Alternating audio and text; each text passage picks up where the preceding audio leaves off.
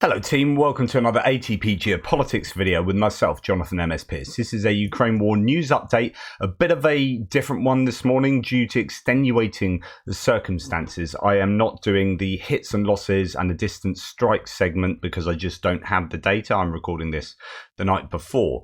Just to let you know, by the way, that I have a pretty cool set of hoodies I'm going to take with me when I eventually go out to Ukraine. Check this and the back. That's pretty sweet if you can see that. And then I've got one in royal blue as well.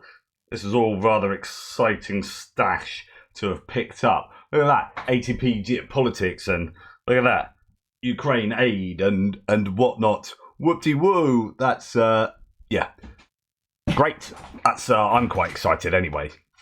Anyway, let's go to where we normally don't start, which is other bits and pieces. Anton Gerashchenko here saying VPN will start to be blocked in Russia on March the 1st. Ekaterina Mizulina announced she called it a portal to hell.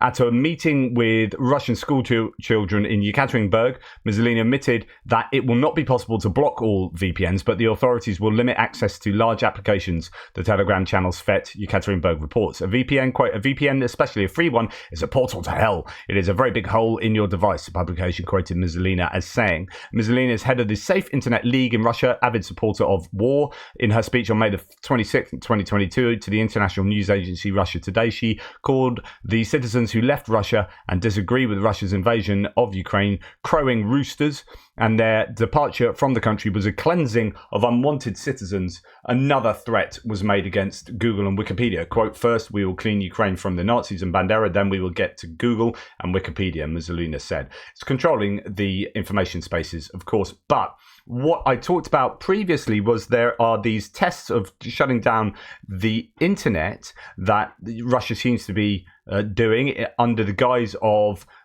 defending against drones and whatnot. But the theory is, one of the rumors going around is that Russia is going to basically switch off the internet after the elections in March 17th, just in case there are protests over the election results. Now, as I said before, imagine how much you use the internet. Imagine how much you use it to connect to other people. And that's taken away like that. People don't use phone numbers anymore. We contact on WhatsApp and Messenger and Signal and Telegram and all these systems where, especially if you're trying to mobilize people on a mass scale to protest in a place, you're going to use something like that. Well, if the internet is turned off, if VPNs go down and you can only use sanctioned websites, you know, all these different ways of curtailing the ability to communicate will absolutely hamstring any ability to protest. I think it's something to really worry about, and I think it's very worrying for the Russian population. The SBU uncovers, by the way, if you don't know what VPNs are, virtual private networks, so it tells your computer, or it tells the internet service provider that your computer is outside the country, wherever you can choose where it can be. So you can set your computer up to be virtually in Sweden. So therefore, the Russian internet service providers will not allow you to use certain programs, but if your computer thinks you're in Sweden, then the Russians can do nothing about that. So that's why they're going to try and stop VPNs being used. Anyway, SBU uncovers alleged Russian spy network in 3 different oblasts. The SBU has detained 5 individuals allegedly spying on the Ukrainian military and passing information to Russia's Federal Security Service, said the SBU on the 5th. Now, this is nothing unusual. I don't report these incidents. They happen an awful lot, but just occasionally to remind you, and the fact that this seems to be quite a spy network, there will be so many people operating within Ukraine that will be feeding information back to Russia. This is such an ongoing challenge that the Ukrainians have. It's not like, I don't know, if you were in the United Arab Emirates, right? Anyone, you know, with white skin, for example, is going to be easily, you know, I guess, watched for any kind of sign of being a spy or something like that. So certain countries where it's very difficult to be a spy that infiltrates with the language, you have to be, okay, you have to look the part, you have to do this or do that, or be this kind of person, or speak that kind of language. Well, Russia and Ukraine, you know, genetically very similar, and the language is there. it's really easy for people to be spies for Russia, and to root those people out is exceptionally difficult. Language is the same. You have Ukrainians themselves who are pro-Russian. It's not that you have to get Russians into Ukraine to do some kind of spying. You've got Ukrainians who are willing to do that, given the nature of their shared history. Okay, air safety incidents in Russia are becoming more frequent. According to the Wall Street Journal, in 2023, the Russian Federation statistically had 9.9 aviation safety incidents for every 100,000 airplane departures. That's twice as many as in 2022 and 2019.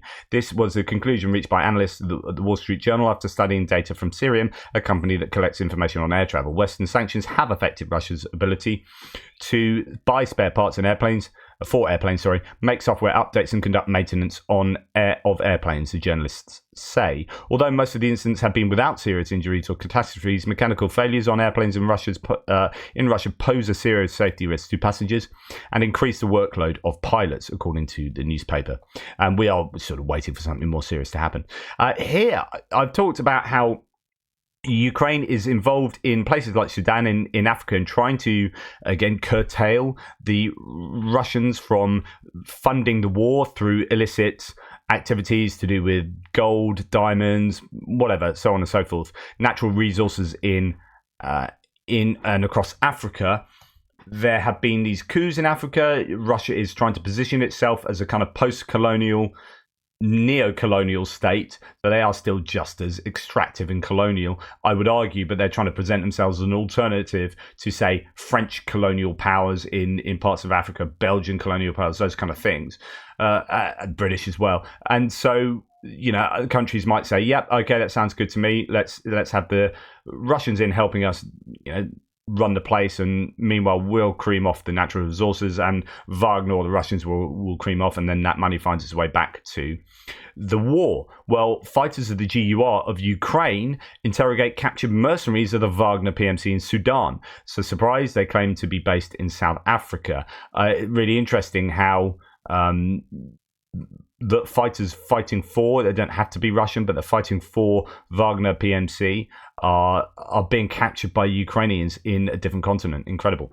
And then the Lysychansk bakery strike. So this was where there was a bakery that was hit, the Adriatica, by a HIMARS strike in Lysychansk. And it turns out that there were huge numbers, or quite a few high-ranking Russians. It was a very high-value target that was hit by HIMARS, but immediately the Russians started saying that this was the Ukrainians hitting a civilian bakery, etc., etc. And I had people on my thread saying this is really interesting, because when I watch my media, I can't remember what countries they're in, they were saying that they were just spouting, our national media was just spouting what the Russians were saying, that this was a strike on civilians. Well, here the Euromaidan press has written an article concerning that. So in a war propaganda case, the Ukrainian strike on Lysychansk restaurant with Russian occupiers was misrepresented by Kremlin outlets as an attack on a civilian bakery, fooling the Western media. We've got to be really careful. This has happened so many times recently, where there was a shelling, the mortar shelling in Donetsk that could only have been done by the Russians, where you have, you know, this strike and that strike, and then the Ukrainians get the blame. The POW airplane, the Il-76, that was never had POWs on board, and yet all our media outlets sucked up the Russian narrative and presented that to the world as if almost fact. And that is highly controversial. We need to really question how our media sources can so routinely get it so wrong. Okay, on to military aid and equipment. Dutch Defence Ministry has released a statement that 6 more F-16s will be added to the fighter package to Ukraine, increasing the total number to 24. This is brilliant. Almost 10 years after the MH17, the Netherlands send their regards to Russia. I must do a corrective. At the time, I knew, but I didn't want to go, I wonder if I'm right there, actually. MH17 was Malaysian Airlines flight. It wasn't, I said yes, it was a Dutch flight the other day. It's a Dutch flight. It wasn't, it's a Malaysian. But there were loads of Dutch people on board because it was flying from Amsterdam. Anyway, that's partly why the Dutch are so behind Ukraine, and have indeed, The Hague has been where the 3 Russians have been indicted as war criminals, and that includes Evil Gherkin as one of those. Well, anyway, 6 more F-16s is fantastic. I'm no maths whiz, says Spartan News, but that sounds like 30 F-16s for Ukraine from one country. 30 F-16s with a suite of modern Western missiles and bombs that will be a game changer. Who says going Dutch isn't fun? Slava Netherlands, nice one. The Dutch are doing a really good job of supporting the whole F-16 coalition support for Ukraine. Now, someone was saying to me, it's such a simple yet really good solution to the problem of Ukrainian airfields, that there's only going to be a certain amount of airfields that can house these F-16 jets. They can't take off from everywhere. They do get foreign object debris sucked up into their engine. So you have to have particular airfields, longer than, say, the Gripen would need. They can't take off that easily from a road, that kind of stuff. So they have to be housed in certain places, and Russia will know where they are eventually and will just be absolutely hammering those airfields. But someone was saying the simple solution is don't have all the F-16s in Ukraine. So say they're given, I don't know, let's say 60 F-16s, and you don't need 60. Say you need some rotation, but you keep maybe, I don't know what the numbers would be. Like, I'm pulling this out of my posterior, but you keep 30 of those airframes nearby in Poland and Romania, not to go and do strikes or anything, just housed there, thank you very much. And when you need to rotate to do some maintenance, you fly one back from Staro-Konstantinov to Poland, and then replace it from one from Poland and bring it to Staro-Konstantinov. So at any one time, you have 30 airframes. Half your airframes are safely in another country that cannot be hit by Russia. It's not that they are doing air strikes from those countries. They are just kept there safely, being maintained there, and then when they need them, they bring them to Ukraine and fly them from a Ukrainian airbase to do the sortie. That is brilliant. It's such a simple yet effective solution. That surely has to be on the cards. Right, Ukrainian Review says here, Ukrainian FPV drones help to compensate for the shortage of artillery ammunition. This is something I talked about a lot. Ukraine can also preserve valuable artillery stocks by achieving higher strike accuracy with the help of artificial intelligence-based software. And that's coming from the Defense Minister, Rustem Umerov. This is the importance of drones. Where they're not getting artillery ammunition, they are using drones as a replacement to those shells, possibly as a replacement to things like mortars as well. Instead of hitting that building with a mortar, let's hit it with an FPV drone that can actually go through a window maybe into that building and do even more accurate damage to that target. Drones, I think, are the way forward for Ukraine at the moment, because I don't think they're having a problem acquiring drones, procuring drones in the same way they're having issues with artillery.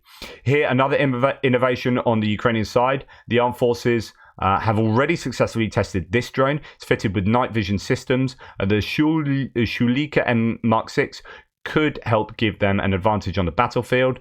I don't know what the particular strength of this drone is, but it's another drone to add to their repertoire of drones.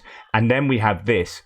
Breaking news, says PS01. For the first time, a Ukrainian ground combat robot assisted by aerial drones crushed the Russian positions. Okay, rhetoric and all that. But the idea is that they are using unmanned ground vehicles in a way that you would expect to see in something like Terminator, or this is happening now. The Kara Nebezna squad launched ground-based drones with machine gun turrets that shot Russians. Aerial drones helped to find and hit the targets. That's amazing. Really good stuff. Warren Buffett's son has provided $500 million in aid to Ukraine. If anyone ever insults Warren Buffett or his son on, I don't know, some kind of liberal political basis, if you're a supporter of Ukraine, this guy's a legend. $500 million.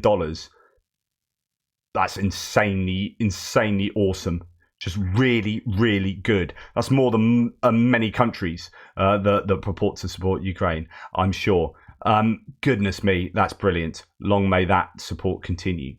The EU did not fulfill the plan to supply Ukraine with artillery shells, not because EU countries lack production capacity, but because they export shells to other countries. This is Joseph Perell, and this is something that we've long known, that actually the part of the difficulty for the European nations is that they have existing contracts with other countries to produce artillery shells. So when you say, well, this factory can produce 200,000 shells a year, and you go, brilliant, 200,000 shells for Ukraine, awesome. And you're like, oh, actually, yeah, but 94,000 of them are due to go to 7 different countries. We can't just like bin them off. We are contractually obliged to help them. So, that's been part of the challenge for the European artillery ammunition production. Right, moving on to matters concerning where did that go? Matters concerning the geopolitical issues. I'm going to come to that later, actually. Parliament of Hungary has failed to ratify Sweden's application to join NATO today due to Viktor Orbán Fidesz's party and their allies who chose not to show up. It means that a vote on Sweden's membership in NATO is impossible. This is absolutely shocking.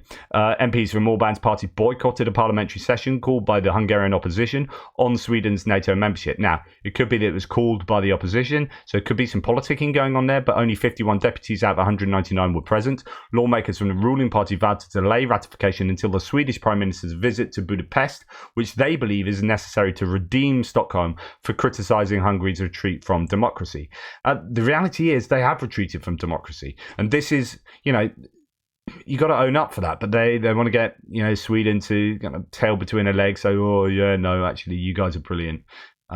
It's really frustrating. Hungary is the only NATO country that has not ratified Sweden's bid to join the alliance. Okay, in Bulgaria, an employee of the Ministry of Internal Affairs was detained, who is suspected of working for Russia. Bulgarian national radio reports that the suspect is a woman, a Russian agent, a former diplomat from the Russian embassy in Sofia, who has been declared a persona non grata. There are so many people that need to be looked at, need to be apprehended, I would say, around Europe, particularly employees of, I did a whole segment of this previously, that embassies in European countries, or probably around the world, Russian embassies are full of effectively spies. Every diplomat is not really a diplomat, they're a spy. And when you have these big satellite dishes on top of every Russian embassy, you know that they're spying in open air. Obviously spying on the capital cities and gaining information. And the people working in those embassies aren't like admin staff. They aren't like diplomats in the way that you would understand it. They are effectively FSB agents.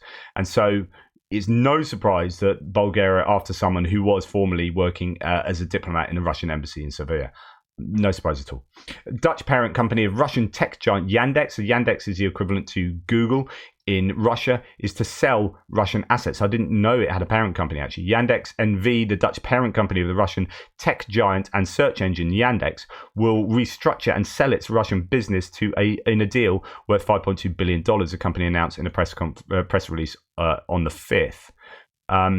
There is talk that Russia is going to produce its own separate internet that is closed off from the rest of the world. That'll start with the Russian state websites, but then probably move into other areas, so that if you are a member of the Russian population, you will have no ability to get onto what we would see as a World Wide Web, that you will just have a Russian web, and that will allow them to control the information. It's just another move. It's like, this is what freedom looks like in Russia. Yeah.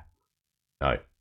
The economy ministry has stated in Ukraine that Ukraine has reached record monthly export levels since the full-scale invasion. This is brilliant. Ukraine gets a lot of money, obviously, from the export of grain. Ukraine has exported 12 million metric tons of goods in January 2024, according to the economy ministry. Fantastic news there. And that will allow them to keep defending their nation and pay for it. And just moving on, HBO, I missed this one. I didn't miss it. I just didn't. I put the link in the wrong place. So I meant to say this the other day.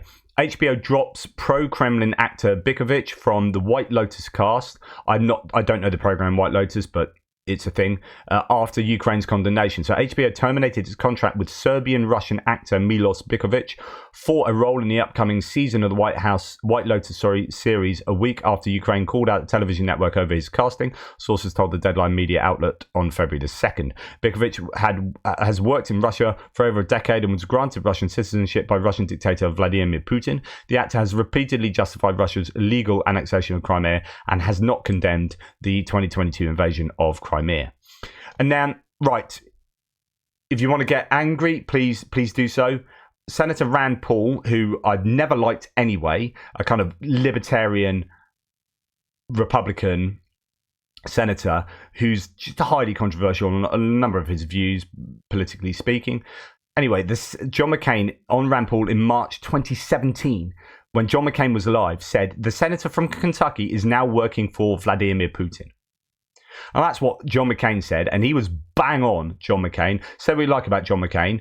There's a decent Republican politician who was a morally upstanding man, just a really good man. And I'm no fan of Republicans, right, in general, for the politics. You know me, I'm lean more left. But John McCain was just a decent politician.